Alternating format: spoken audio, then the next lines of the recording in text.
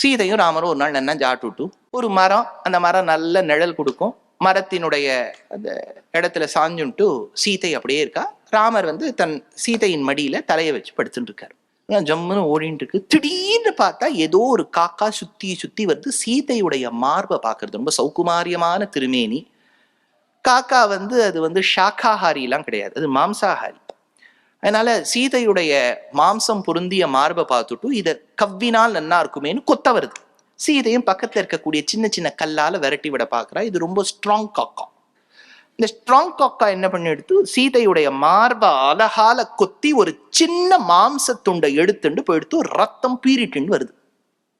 சீதை ரொம்ப sensitive lady, அதனால அவளால தாங்க முடியல. 4.3 ரிக்டர் ஸ்கேல்ல ராமருக்கு ஒரு எர்த்குவேக் வந்த மாதிரி இருக்கு. திடத்தர ஆடுறா சீதை. ராமர் எழுந்து பார்த்தார், சீதையுடைய மார்புல சாத்தின்னு இருக்கக்கூடிய வஸ்திரம் ரத்தத்துல தோஞ்சிருக்கு. சீதை கண்ணிலேருந்து தாரதாரையா தண்ணி.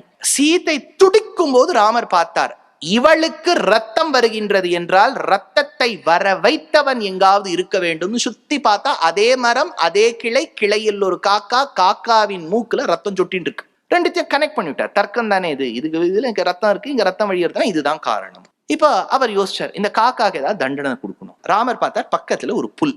ராமர் புல் எடுத்தார், பிரம்மாஸ்திர மந்திரத்தை உச்சாரம் பண்ணார், அதை விட்டார், ப்ரோக்ராம் பண்ணி விட்டுட்டார். அது காக்காவை சுத்தின்னு போறது, துரத்தினே போறது, காக்காவும் ஓடுறது. இந்த காக்கா போய் அப்பாவோட கதவை தட்டித்து, பப்பா அப்படின்னு கதவை தட்டித்து. அப்பா அவங்க கேட்கிற, கியா ஹுவா பேட்டா, நான் இந்த மாதிரி பண்ணிவிட்டேன்ப்பா. உடனே இந்திரன், அதெல்லாம் கிடையாது, நான் உனக்கு அபயம் கொடுக்க மாட்டேன். அப்பா நீ பண்ணாத தப்பா நான் பண்ணிவிட்டேன், don't you remember Ahalya episode? அப்போ இந்திரன் சொன்னாராம், நான் தப்பு பண்ணவன் வாஸ்தவன் தான், பார்த்து தப்பு பண்ணணும்.